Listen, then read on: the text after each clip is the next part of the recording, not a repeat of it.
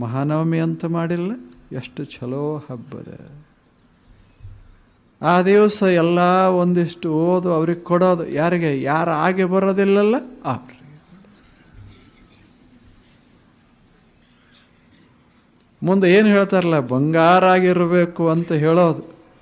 ಇಲ್ಲಿ ತನಕ ನಾವು ಏನಾಗಿದ್ದೇವೆ? ಬೇವಾಗಿದ್ದೇವೆ. ಈಗ ಬಂಗಾರ ಆಗೋದಷ್ಟೆ. ಹುಳಿಯಾಗಿತ್ತು ನಮ್ಮ ಸಂಬಂಧ, ಈಗ ಹಾಗಲ್ಲ. ಅದೊಂದು ಅವಕಾಶ ಮನುಷ್ಯಾಗ. ಮತ್ತೆ ಯಾವಾಗರೇ ಮಾಡಿದರೆ ಸಂಶಯ ಬರ್ತದೆ, ಆ ದಿವಸ ಮಾಡಿದರೆ ಸಂಶಯ ಬರೋದಿಲ್ಲ. ಹೋಗಬೇಕು. ಇಂಥ ಹಬ್ಬಗಳು ಜೋಡಿಸ್ತಾವ. ಭಾರತೀಯ ಋಷಿಗಳೇನು ಹಬ್ಬ ಮಾಡಿದರೋ ಇವು ಜೋಡಿಸೋ ಹಬ್ಬಗಳಿವ. ಮನಸ್ಸಿಗೆ ಸಂಸ್ಕಾರ ಕೊಡುವ ಹಬ್ಬಗಳಿವ. ನಾಳೆ ಶ್ರಾವಣ ಬರ್ತದೆ, ಎಷ್ಟು ಮಜಾ ಇರ್ತದೆ. ನಾಳೆ ಬರೋದಲ್ಲ, ಒಂದು ದೀಪ ಯಾವುದದು, ಯುಗಾದಿ ಬರ್ತದೆ. ಎಂಥ ಅದ್ಭುತ ಯುಗಾದಿ. ಸುಮ್ಮನೆ ಮಜಾದಾಗಿರೋದದು.